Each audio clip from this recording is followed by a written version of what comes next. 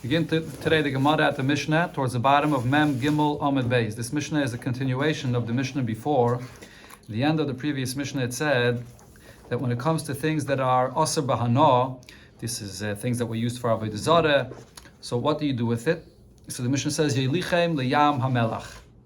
Take it to the Yam HaMelach, which is what's the translation in English? The Dead Sea, and throw it in there. And there you know that it will become completely bottled. Okay.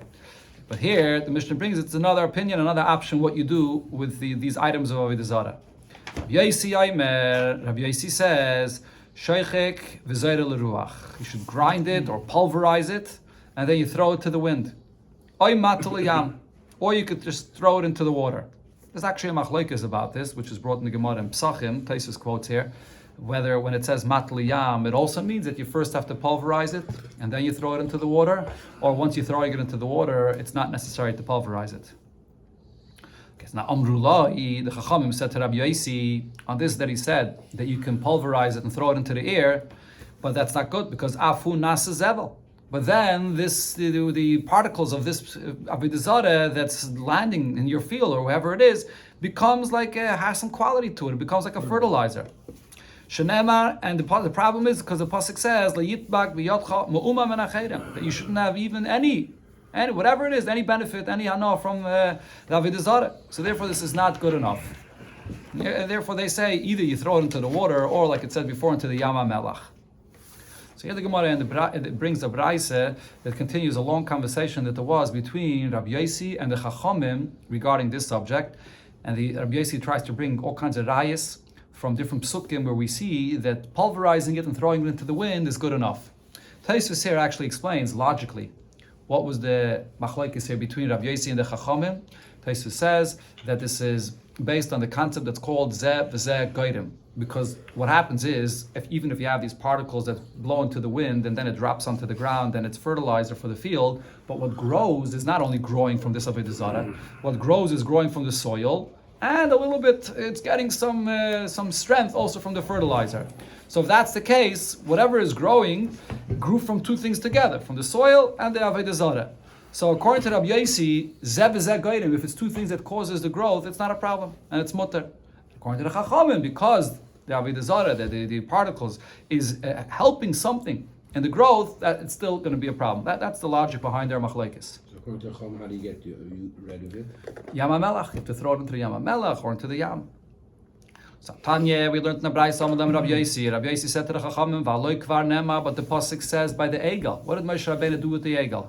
V'eschataschem asher asisem es ha'egel. So it says, "Lekachti," I took it, ve'esrei feisei be'eish, and I burnt it in the fire, and ve'ekois oisoi tochoin heitev, and he crushed it and ground it well. Ada shedak la'afar, it was like earth. Ve'ashleches afare el ha'nachal ha'yored min ha'har, and he threw it down into the nachal that was coming down from the mountain. So what do you see here? So it says that he burnt it. That's one thing. That's not where Rabbi Yosi is bringing his raya from. He's bringing his raya from this, that it says that he crushed it or he pulverized it and he threw it. Mm-hmm. And so you see that crushing it, pulverizing it, and throwing it away is good enough. In the pasuk, it actually says, where did he throw to? Al anachal. Yeah. It says, so it sounds like he threw it into the river. But throwing it into the river is not a problem, right? Rabbi Yosi trying to prove that you could throw it into the wind. Okay, so Taisus over here says that even when you throw it into the nachal, but the river, we're talking here about a river that naturally, whatever goes into the river, it brings it up to the river banks. And therefore, it still will bring it into the fields that are planted there. But the other pshat that other Mefarshim say is that the Lashon Nachal in the Pasuk, most times, doesn't mean a river. It means like a valley. Where there's a river that flows there. What? They were in the midbar. Yeah, that's a good question. It's a good question. But that's why Nachal is not an actual, it's like a valley. And that's where Moshe Rabbeinu threw it into. Yeah. Okay, so here, this is the raya that Rabbi Yosi says, you see that pulverizing it and throwing it to the wind is good enough. So the Chachamim answer to this, Amru loi misham raya. You're bringing a proof from what it says there, what Moshe Rabbeinu did with the egel. Harei wayim, the pasuk says, Vayozer al pnei hamayim, that he took this, that he grinded, he crushed the egel. He spread it out onto water, and then Vayashkes b'nei Yisrael, he gave the Yidden to drink from this. What does this mean? Really, Moshe Rabbeinu, the part of the egel that he threw away, he burnt it completely. But over here, this that it says that he grounded is because this is what he used to be baidik the Yidden like a saita. That it says here in the pasuk, one of the ways that those Yidden that got their punishment for serving the egel, it's a suffix if they served the egel or not, they drank from this waters that they had in it, the ground pieces of the egel, and they were like a saita that through this it tells you if they served Avoda Zara or not. That's what this pasuk means. But it wasn't just thrown away. Amalem Rabbi Yossi goes on to say, I'll bring you a knife from another case. There's a pasuk where it says that v'gam macha imoy. So if you hear the correct gears in the lashon of the pasuk there, it says Aim Asa HaMelech. This was Asa, which was a king, and this was his mother. So his mother, actually it says in Mefarshim that it wasn't Mamish's mother, it was his father's mother, his grandmother. So Hesida Migvira Asha Asasa Miflatsta. So she was a Avedas Avoda Zara. She was serving Avoda Zara, and he removed from her miflatsta. So the actual lashon of the pasuk there is that he removed la ashera mifletzes. He removed from the ashera the mifletzes, which is an Avoda Zara that she made on the ashera. The Gemara is soon going to explain what this lashon of mifletzes means. And he removed that Avoda Zara from his grandmother. Vayodek, vayisref, he crushed it and he burnt it. Banachal kidraim.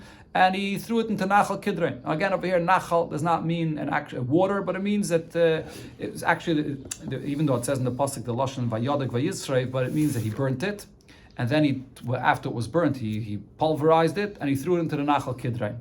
So after all of that, but when you throw it into the ear, the particles are going into the ear and landing onto the ground, and it can become like a fertilizer. And you see that this is what Asa HaMelech did. So that proves that this is sufficient to get rid of the Avoda Zara. So again, Amrullah, the Chachamim answered and said, Misham Raya, you're bringing a proof from this that it says that he threw it into Nachal Kidrain. Nachal Kidrain, Einai Megadol Tzmachim. Nachal Kidrain is a place that nothing grows there. So it's not going to be used as fertilizer. In fact, the Gemara V'loi, Nachal Kidrain is a place that nothing grows. But Vatanya, or this is really a Mishnah, Vatnan, it says in the Mishnah regarding the bloods that are sprayed on the Mizbeach, Eilu ve'Eilu, there's the bloods that are sprayed on the outside Mizbeach, most of the bloods are the Karbanis, and then there's also Chatas Apnimi, the bloods that are sprayed on the inside Mizbeach. But then all the leftovers of those bloods, what did they do with it? They would pour it, there was two holes that there was by the Keren Mizrachis, or Draimis, or Maravis Draimis, by the Mizbeach, and they poured it down those holes over there. And misarvim ba'ama, the different bloods would mix into this canal that they had that went out of the Beis HaMikdash, v'yotzin l'Nachal Kidrain, and that blood would all flow down to this valley, Nachal Kidrain, and there it was actually useful. V'nimkarim leganonim lezevel. They sold it to the gardeners for fertilizer. And it says, u'mayilim behem. And this blood is the Isra of Me'ilah. You're not allowed to have enough from it actually. Rashi actually points out that it's not a Isra of Me'ilim in Atayre, that would be Mechayev a carbon Me'ilah, because there's no din of Me'ilah by the dam of the Kotchim, but it's a Isser min derabanan, to have anah from this. So what do you see over here? That even in Nachal Kidrain, this blood is being used for fertilizer. It's mashma that it's being used as fertilizer there, in this valley. So how can you say that Nachal Kidrain is a place that nothing grows there? And so the Gemara, Mekaimis, Yesh. Mekaimis, Yesh. Yesh by Yesh Makim Megadol Tzmachim Yesh Makim Shem Megadol Tzmachim. In this Nachal Kidrain, there's different areas. There's areas where things do grow. There's areas where things don't grow. And when Asa Melech pulverized Avoda Zara and spread it, he spread it in that area where nothing grows. Okay, now since we brought this up, so the Gemara explains the lashon of the pasuk where it says Meflatsta. My Meflatsta. What's this Mefletzes that she made for this Avoda Zara? Amar Rav Yehuda, Rav Yehuda says it's a combination of two words. They have a mafli leitza nusa, that she did something that that was a mockery of herself. That's a crazy mockery of a kind of Avoda Zara. The Tani Rav Yosef, as Rav Yosef says, Kemin zachrus asasala v'oisen nevelas lebechol yom. She made like a aver of a zachar on this Avoda Zara, and she would have a relation with this Avoda Zara every day. This is the craziness of this Avoda Zara that the pasuk calls meflatsta. Okay, going back to the Braisa, the discussion between Rabbi Yossi and the Chachamim. So Amalan Rabbi Yossi said, I'll bring you a proof again to my point that it's enough to pulverize Avoda Zara and throw it into the wind, because V'aloi Kvar Nema, the pasuk says, V'kises nachash nechoshes asher asa Moshe. That Chizkiyahu Melech, he saw that there was that snake, the copper snake that Moshe Rabbeinu made in the midbar to save the Yidden from the bite of the snake. But then later on in Eretz Yisrael, the Yidden started using it and worshipping it as an Avoda Zara. So Chizkiyahu Melech went and he crushed it, got rid of it. So you see here that crushing it and throwing it away like that is enough. Amrullah, so Rabbi Yossi said, the Chacham that said to Rabbi Yossi, Misham Raya, you're proving from there. What is the story with this Nachash Nachashis that Moshe Rabbeinu made? The pasuk says, you should make this snake that it should be yours. What does Lacha mean? Lacha means Mishal, that he made it. It belongs to him. He owned it. It's his. So if Moshe Rabbeinu owns it, the Rebbe actually speaks about this in Indian over here. What was Taka the diuk that Moshe Rabbeinu had to own it? Because Moshe Rabbeinu is the Roya Neman, and he's the one that has to be there for the Yidden to provide for them the kapara and the full kapara for what they did at that point. So they also offended Moshe Rabbeinu himself. That's what happened over there. They spoke out against Moshe Rabbeinu himself, that he's not providing them food and whatever. So Abisha says, they offended you. You have to be meichel them, and you make this snake that the Yidden should have their full kapara. But now the point here is, it belongs to Moshe. And the klal is, ve'ein adam oiseh davar she'eino shalai. A person cannot answer something that doesn't belong to him. This is an achash anachashis that belongs to Moshe Rabbeinu, and therefore, even after Yidden are going to worship this as Avoda Zara, if a Yid owns something, and another Yid comes along and starts worshiping it as an Avoda Zara, it's going to become aser. It's no such thing. So therefore, v'hasa bidinu. So therefore, by this Avoda Zara, the truth is that minadid chesusi le'av tzarech. It was not even necessary to crush it, to pulverize it, because it's not aser b'hana at all. But Elok, given the chaza, but since Chizkiyahu Melech saw that the Kata Yisrael Basrei, the Yidden are mistakenly following and serving this as an Avoda Zara, Amad v'kisasai, he got up and crushed it, and he wanted to publicize, he wanted to show everybody that he's getting rid of this Avoda Zara. Therefore, there's no raya from here. You can't ask, you can still have a na from it, it could turn into fertilizer. It's not aser b'hana b'chlal. Another question, or another raya, Rabbi Yossi brought his opinion. So Rabbi Yossi said, the pasuk says, "Vayazvu sham ezatzabeyim." This is when David the Melech and his army, they went out to fight the Pelishtim, and the Pelishtim they ran away and they left their Avoda Zara there. And Vayisaim David v'anoshav. And David and his people, so what's usually the translation of the word Vayisam? Vayisam usually means that they carried it. But here the Gemara wants to say now, the word Vayisam means that they threw it to the wind. So now the Gemara proves this. So my mashma the high Vayisam David lishnu dezruyehu. Where do I see that this, when it says that Vayisam, doesn't mean that they carried it. It means that they pulverized it and they threw it to the wind. Kedemitagim Rav Yosef translated the pasuk. It says Tizreim v'ruach tisaim. That, what does this mean? Throw it to the wind and the wind will carry it. That spread it to the wind and the wind will carry it. So that's where we hear what it means. The Vayisam Dav Benashav means they threw it to the wind that the wind should carry it away. So Rabbi Yossi says, here you see that with Avoda Zara, it's enough to just throw it to the wind.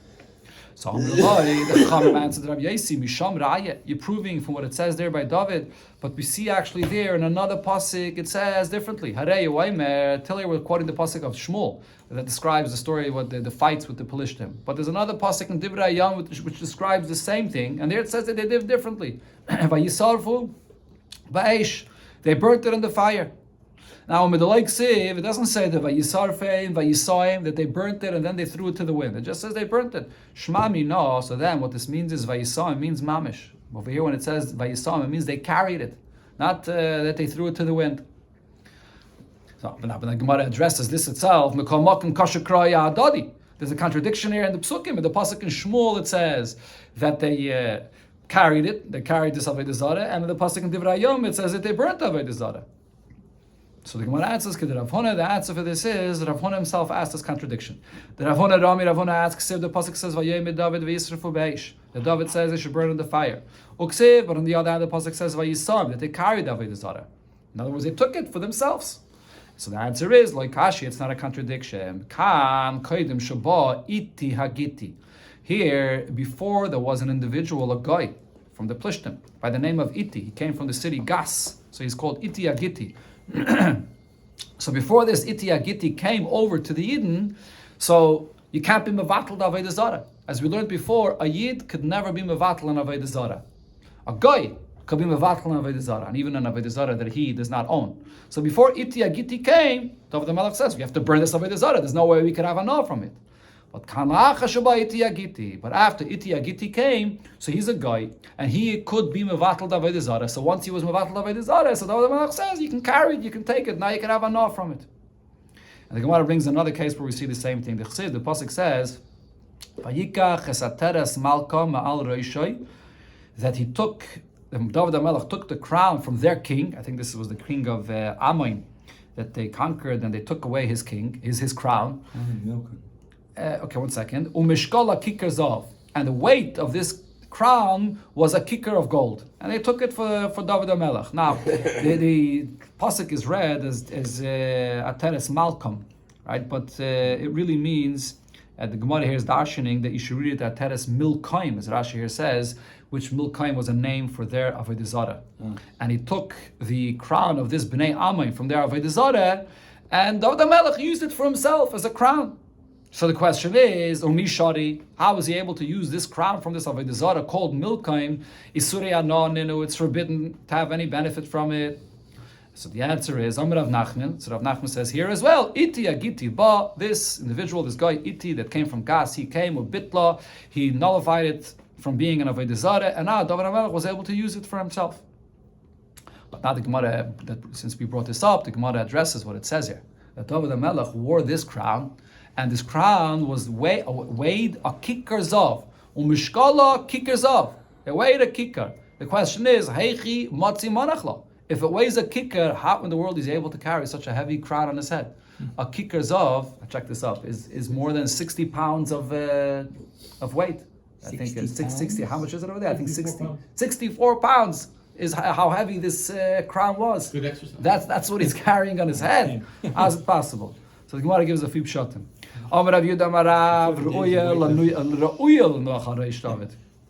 What it's saying was that it was fitting on the head of David HaMelech, but not that he actually wore it. But the fact that it fit on his head, that's what it's saying over here. That Rav Yosef Rab Chanina says, Even she'eves haisaba, that this crown had a magnet on the tip of it, to have his daughter-in-law that made it lighter, that drew the weight to this magnet, that it made it lighter, that he was able to wear it. Rabbi Lazar says, Even Yekara Isaba. It doesn't mean that it actually weighed that kikar. It had a precious gem in it, Sheshave kikar, that is equal to the value of a kikar. So the word mishkala does not mean weight, but it means similar, shakel, similar to the value of a kikar. So he couldn't use it until the goy buttled it. Once the guy was mevatlet, which was iti agiti, he could have an off from it, and David HaMelech could wear it. Yeah, but one of the points, the first hadith that we brought over here is that this was a crown that was roy for David HaMelech because it fit his head. So here the Gemara is going to focus on this nakuda, that the fact that it fit his head was actually a sign that David is deserving to be a melech. Because when he got this crown, when you place the crown on a person's head and the crown does not fit his head, it's a sign that he's not the king. But since he took this crown and he placed it on his head, so it fit his head, that was a sign that he's the king. That's the same thing so with the Shef, right? Yeah. Okay. Here the Gemara brings a few here. The pasuk says that David HaMelech says, Zois, the pasuk can tell him, Zois haisali, that this was for me. Now it's referring here to this crown that fit him. Why? Because I kept your mitzvahs. So my comment, what's David HaMelech saying? This is what he's saying. Because I kept your mitzvahs, Zois haisali le'edos. This crown fit on my head was testimony. What was the testimony over here? He placed the crown, he didn't place the crown all the way down to his forehead. He placed the crown further up in the place where the tefillin is put on, and the crown still fit him. Now, Taisus here points out what the Gemara is trying to say with this is, the crown is made round, and usually it's meant to be worn further down to the person's forehead. But here, David HaMelech wanted to have space for his tefillin, so he put the crown further back, and it still fit him. It was a ness places his lashon here actually is it was a nes gadol that the crown still fit his head. That was a sign that he's a king. But the Gemara actually addresses how did he put it on exactly together with the tefillin. V'ha boi anuchit tefillin, but he has to put on the tefillin in that place as well. Amrav Shmuel b'Rav Yitzchak makim yesh bereish, there's space in the head for the crown and for the tefillin. Just like it says in other places that there's space for a person to put on 2 pairs of tefillin at the same time, so there's also space for the tefillin and for the crown at the same time. Right? So according to most Mefarshim, this means that there's space to put on tefillin one behind the other on that space in the head. But there is, you've seen it done. It's with the small tefillin it's possible. But there's others that actually say, the Levush says, or Del Yerab, I think he says that the Gemara means side by side. You can put the tefillin in the width of the head. In that area, there's space for 2 tefillins there. So then it's l'chayra not connected to the point. Here we're talking about. If it's side by side, what do you have to say? 2 pairs. Two different pairs, two different. Well, what's it? Over here regarding the crown. The crown is in the back. Right. What's it? Yeah, L'chayra, true. Over here, l'chayra is trying to say that it was a tefillin, and then there was also the crown. Right. So yeah. you need one behind. That minute, they wear Rashi in front and Rabbeinu Tam right behind. Yeah, Rashi and Rabbeinu Tam. Yeah. Okay, now the Gemara brings to another place where we see this concept that when the crown fits, it's a sign that you're a king. Vayitziu as ben Amelech, they took out the son of the king. Rashi says this refers to Yoash. This is after a whole story where all the descendants of David Amelech were wiped out, and then Yoash was the only one that was left. He was hidden in the Beis Hamikdash, and then they brought him out. Vayitn all of us a nezer v'esa edus. They put on him a crown and the edus, a testimony. What does this mean? Nezer zuklila. Nezer is the crown, which was an edus. What was the Eidos? Amar Rav Yudah Amarav, Eidos hu lebeis David. This is a testimony for the kings of the house of David. Shekol haroy lemalchus, that if he's fit to be the king, so then hol masay, the crown that will be placed on his head will fit him. If he's not fit to be the king, then ein hol masay, the crown will not fit him. And here the Gemara brings an example for the opposite, where the crown did not fit. Va'adoniya ben Chagis, misnasa lemer ani yamlech. Adoniya, and he was the son of David HaMelech. He was saying that he's going to be the king. Amar Rav Yudah Amarav, shemisnasa lahelmai, that he was exalting himself. He wanted to show that he's going to be the king, and he wanted the crown to fit him. But v'lo masay, the crown did not fit him, so he was not supposed to be the king. What else did he do? Vayaslei rechev u'paroshim v'chamisha mishratzim lefanav. He built himself a beautiful carriage with horses and 50 men running in front of him. And that is to show that he's going to be the king. So the Gemara explains, Ma'ir Abusai, what's here the chiddush that he had 50 men that he was running in front of him? It sounds like it was something unique. Apparently having 50 men run in front of you is not something that necessarily is only for a king. So the Gemara says, Tana, and Abraisa, we learned about this. Kulam nutulei tchel, these 50 men, he took out their spleen to make it lighter and easier for them to run very quickly. Yeah. The spleen weighs down the person. And the chakuke kapas araglayim hoyo. And also the heels, he took out flesh and the nerves from the bottom of the feet so they can run very, very quickly on any terrain without any sensitivity on the bottom of their feet. That was the chiddush with these 50 runners that he had running ahead of him. Yeah. They speak about them, that they went from one end of Eretz Yisrael to the other. Okay. They were messengers. Yeah. Zaktei Legi Mishneh, continuing the halachas regarding Avoda Zara. Shal Proklus ben Plisofos es Rabbi Gamliel ba'Akkoi. So this individual, he was a guy in Avoda Zara. So he asked Rabbi Gamliel and Akkoi the following: Shal Yereichitz b'Merchat Shal Aphroditi, that he was bathing in the bathhouse of this Avoda Zara Aphroditi. It's a name of an Avoda Zara, and this bathhouse was in the courtyard of this Avoda Zara. So he's asking him, why is it that you're using this bathhouse of this Avoda Zara? So Omar Lei, or Omar Loi, he answered him, Kosev b'toiraschem. Oh, sorry, this is still what the Proklus is asking Rabbi Gamliel. Doesn't it say in your Torah, Lo yidbak b'yotcha mu'umma min achedem? You should not have any hana at all from Avoda Zara. So why are you bathing in this Avoda Zara, the bathhouse in the courtyard of the Avoda Zara? Amalai, so Rabbi Gamliel answers him, I can't answer you this question when I'm in the bathhouse, because in the bathhouse you can't speak divrei Torah. The person is undressed there. So he didn't answer him there. But then, when he left the bathhouse, he told him, he gave him a few reasons why it's allowed. And he said, first of all, he said, Ani loy basi b'gvula. I did not come over here into the boundaries of the place where the Avoda Zara is. He ba b'gvuli. The Avoda Zara was brought into the boundaries, into the place where the bathhouse was. So meaning the bathhouse was there first, and then they brought the Avoda Zara there. It's not a bathhouse that was made lechatchila in the space of where the Avoda Zara was. So therefore, in such a case, there's no problem to use this bathhouse. That's one point that he said. Another point he said is, Ein oimrim nasa merchatz noila Aphrodite. You don't say that the bathhouse is something that's there to serve and to beautify this Avoda Zara of Aphrodite. Ella, rather the opposite. People say, Oimer nasa Aphrodite noila merchatz. People say, oh, the Avoda Zara that's here is something now special that's beautifying this bathhouse. So the point is, if the bathhouse would be here to beautify a mashamish in any way, a tafel to the Avoda Zara, fine, so it would be aser. But really, it's the other way around. The bathhouse is the bathhouse. The Avoda Zara is being brought here to beautify this bathhouse. So therefore, the bathhouse is not. The bathhouse is the ikar. The Avoda Zara is tafel to it. So there's no isser to have enough from this Avoda Zara. So that's the second point. He said. He expects this thing to hold. I mean, it sounds like a cup in China. No. This is a very good answer. Here we'll see more in the Gemara, the discussion about this. But this is so far. So we have over here two reasons that he told him why it's allowed.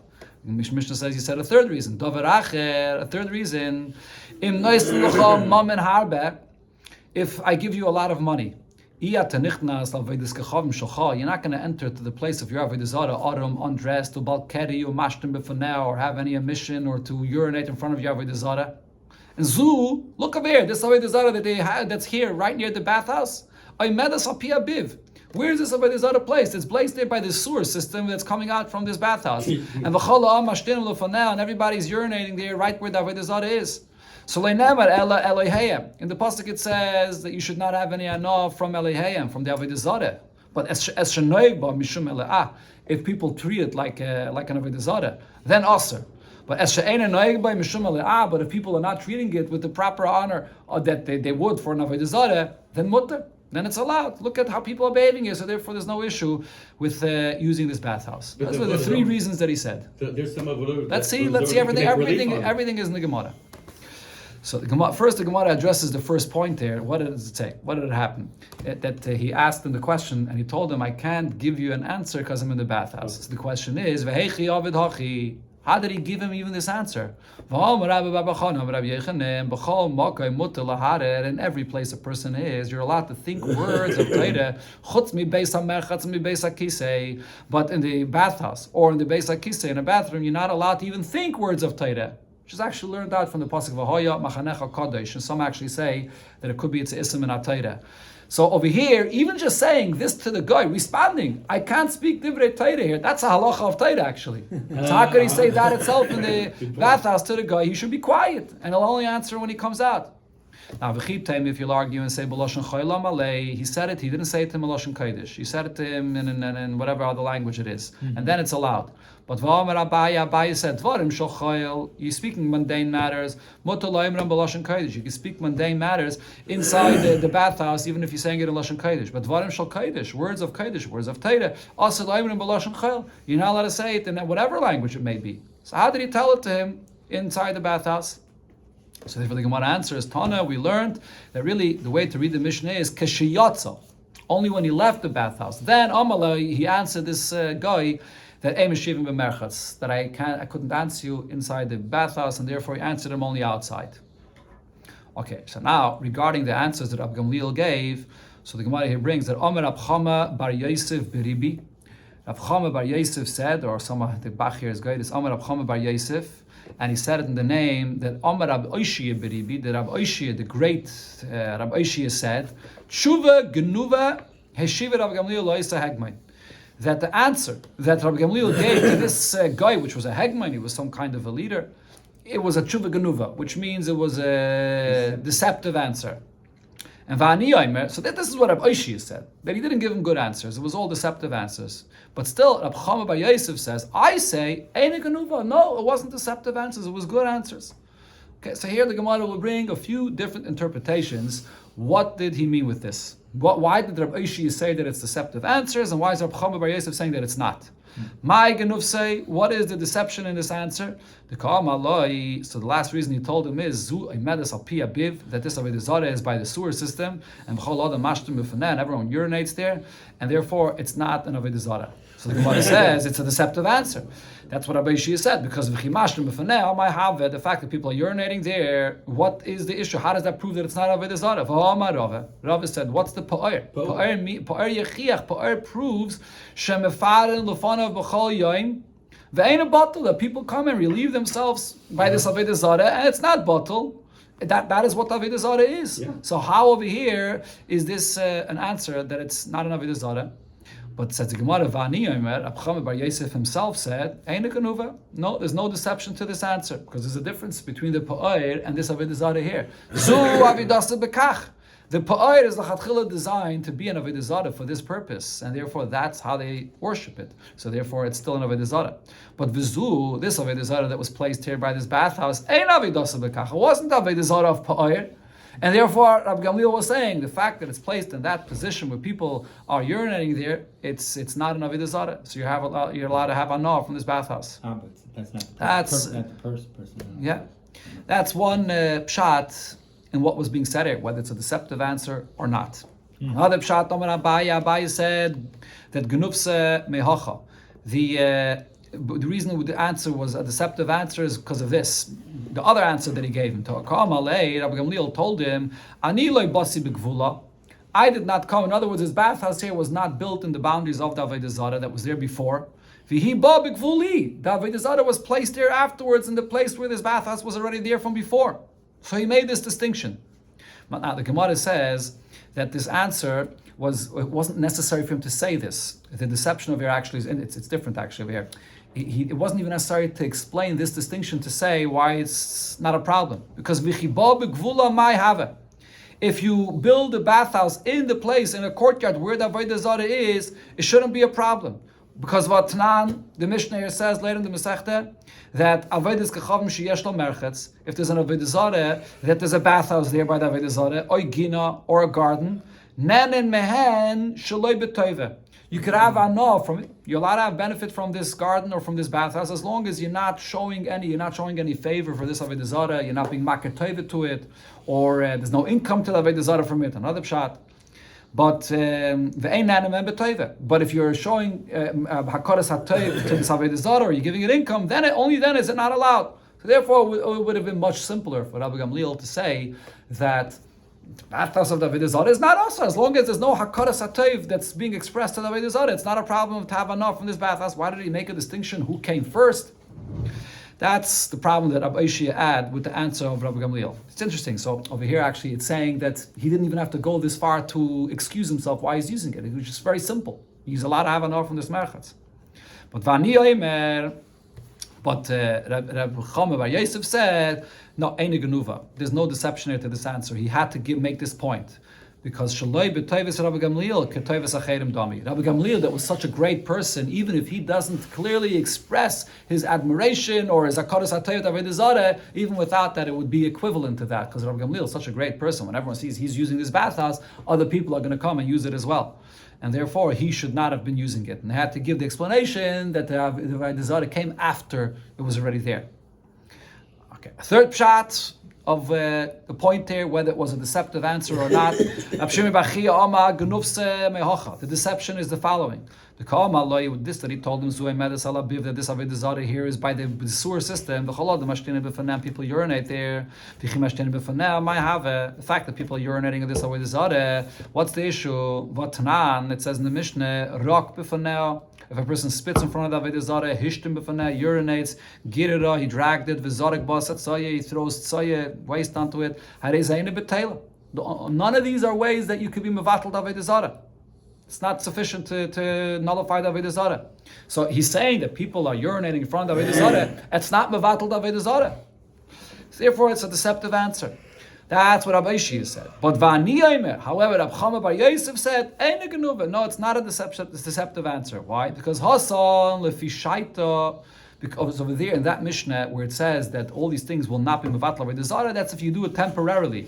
It's because we say the person got angry at his avodah zara, and then v'hadam mefayis, and then he will be appeased. And so therefore, he didn't permanently nullify his avodah zara. But Rabbi Gamliel is pointing out that avodah zara was placed in a place there by the sewer system where constantly everyone is urinating there. So that's mevatel avodah zara.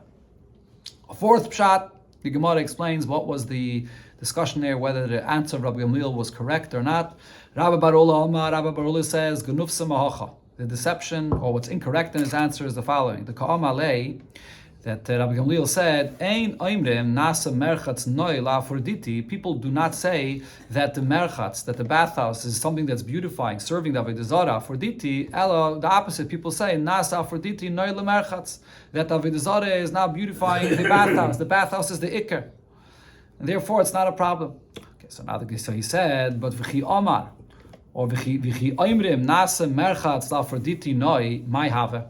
And even if we would say that the bathhouse is here to beautify the Avodah Zara Aphrodite, it still wouldn't be a problem over here. So this is a similar point to what the Gemara said before. Abaye said that he didn't even have to go this far to excuse himself and explain why there's no problem with this Avodah Zara. Even if the bathhouse is there to beautify the Avodah Zara, if people would say that, it wouldn't be a problem, because Vatanya, we learned in the Braisa, a person comes and says that this house should be for Avodah Zara, or this cup is for Avodah Zara. Lo yama klum. The words that he says doesn't take effect; it's meaningless, because she'ein hektish lavedas kechavim. Because just with words, it will not become a mashamish, a sacrifice for Avodah Zara. In order for it to be a mashamish Avodah Zara, you have to actually physically do something to be makriv to the Avodah Zara. So the fact that there's a bathhouse here, and there's an Avodah Zara there also, and people are going to say, oh, this bathhouse is here to beautify for the Avodah Zara. It has no effect at all. So Rabbi Gamliel could have simply said that therefore the bathhouse is still mutter to have an from it. That's why Rabbi Shia said that the answer of Rabbi Gamliel was incorrect. But Rabbi Chama Bar Yosef said, no, there's no deception here. He had to make the point that he said that the bathhouse is not here to beautify the Avodah Zara, because nihid, it's surele mitzvah, even if it's true that there is no issa for this, because it's not, it doesn't become a servant for the Avodah Zara, but noi mia ikke. The fact is that it is something which is beautifying the Avodah Zara, and therefore, even if it's not usher to have a no from this Avodah Zara, but still, you shouldn't beautify Avodah Zara by taking a bath there, which beautifies Avodah Zara. There's still a problem with using this Avodah Zara, and therefore you had to explain to him that the bathhouse was there before the Avodah Zara. Has nothing to do, this is not the point of before. This was the point of that Avodah Zara is there to beautify the bathhouse, and not the other way around, and therefore it was mutter for him to use this bathhouse.